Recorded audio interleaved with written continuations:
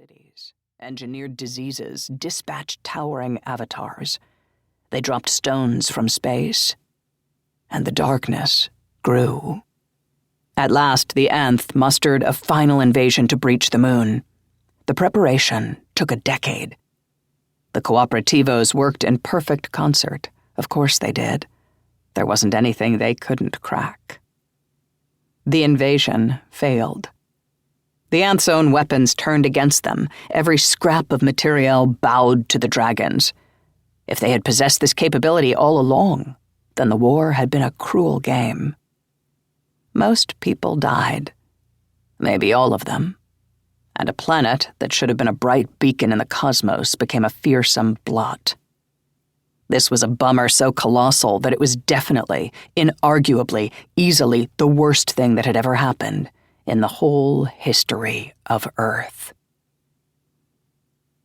I love a potted history, trim and tidy.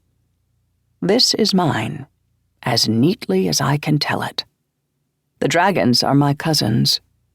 Like them, I was engineered by the Nth, but where the dragons were made to venture outward, to explore and represent, I was made to burrow inward, to record and preserve. I do not know if I was specifically engineered to love the Nth, but I did, and I love them still.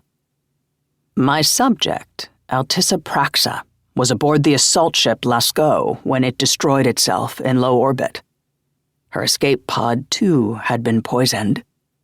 After she splashed down, it would not release her. In the 43rd and final year of the war, beneath a sky aflame with failure, Altissa suffocated in the pod while it bobbed in an unknown ocean. That was it. That was the story. For me, trapped alongside Altissa in her tomb, it was the end. As my mind dimmed, I turned it over and over, the simmering reduction of history, all that I would ever know. But I was wrong. It wasn't the end.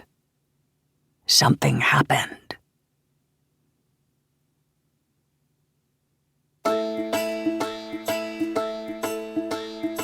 Part 1.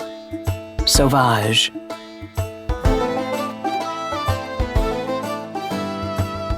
The boy. I first saw the boy as one beholds the sun behind eyelids.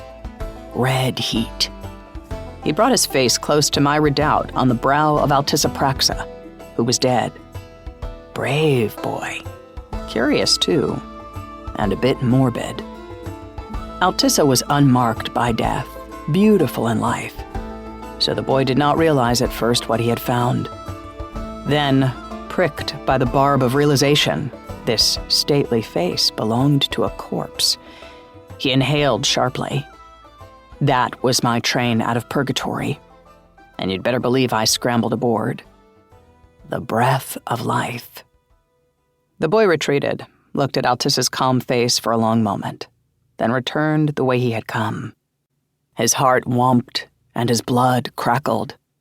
I knew because I was in it. I'd caught the train. Brave, curious, a bit morbid, and best of all, alive. His sense of smell came to me first, a rush of evergreen and petrichor. Smell, the most ancient sense, comes first, goes last. Anxiety is the dizziness of freedom, said a philosopher of the Middle Nth. Olfaction is the proof of reality, said me. You know you're back in the mix when you can smell it. The mix was cold air and conifer, wet forest, a tendril of smoke. I was engineered by the Nth to nestle into a human mind. In the past, this nestling had been a careful, delicate process. After long entombment, I was not careful. I scrambled to establish my position. More senses arrived: touch, proprioception, balance, the roll of gravel beneath the boy's shoes, which were too big, hand-me-downs. How old was he? 10? 12? I'm terrible with ages.